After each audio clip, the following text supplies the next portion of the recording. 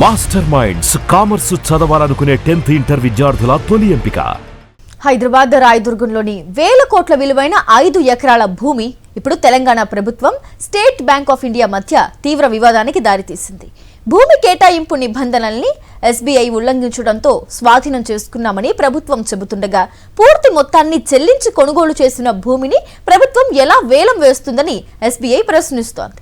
కోర్టులో కేసు కొనసాగుతుండగానే ఇరు వర్గాల మధ్య చర్చలు జరగడం ఆసక్తికరంగా మారింది. హైదరాబాద్ రాయదుర్గం నాలెడ్జ్ సిటీ ప్రాంతంలో సుమారు 5 ఎకరాల భూమిపై తెలంగాణ ప్రభుత్వం స్టేట్ బ్యాంక్ ఆఫ్ ఇండియా మధ్య వివాదం ముదిరింది.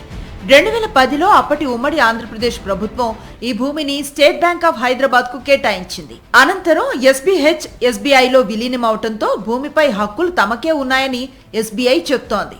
ఇటీవల Telangana industrial infrastructure corporation TGIIC రాయదుర్గంలో భూములను ఈ వేలానికి పెట్టగా అందులో తమ 5 ఎకరాల భూమి కూడా ఉందని ఎస్బీఐ అభ్యంతరాన్ని వ్యక్తం చేసింది.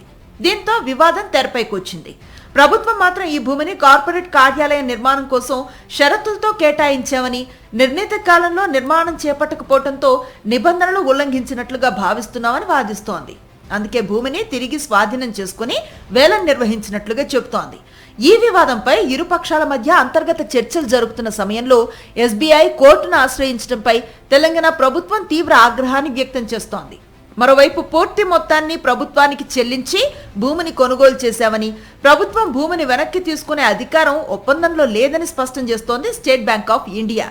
భూమి అభివృద్ధికి ఇప్పటికే భారీగా ఖర్చు చేశామని కూడా పేర్కొంటోంది. ఈ వ్యవహారంపై హైకోర్టులో కేసు కొనసాగుతూ ఉండగానే రాష్ట్ర ప్రభుత్వం కేంద్ర ఆర్థిక శాఖ, ఆర్బీఐ ప్రధానమంత్రికి ఫిర్యాదు చేసే అంశాన్ని పరిశీలిస్తున్నట్లుగా సమాచారం. ఎస్బీఐ బ్యాంక్ తో ఉన్న ఆర్థిక లావాదేవీలను విత్డ్రా చేసుకుంటామంటూ సంకేతాలిస్తోంది తెలంగాణ కాంగ్రెస్ సర్కార్. ఎస్బీఐ ప్రతినిధుల చీఫ్ సెక్రటరీ రామకృష్ణారావుతో సమావేశమై తమ వాదనను వినిపించారు. ప్రస్తుతం సీఎం రేవంత్ రెడ్డి ఢిల్లీ పర్యటనలో ఉండగా ఆయన హైదరాబాద్ కు తిరిగి వచ్చిన తర్వాత ఈ వివాదంపై తదుపరి నిర్ణయం వెలువడే అవకాశం ఉందని అధికార వర్గాలు చెబుతున్నాయి. మరిన్ని అప్డేట్స్ కోసం ఛానల్ ను సబ్స్క్రైబ్ చేయండి. నోటిఫికేషన్స్ కోసం బెల్ ఐకాన్ పై క్లిక్ చేయండి.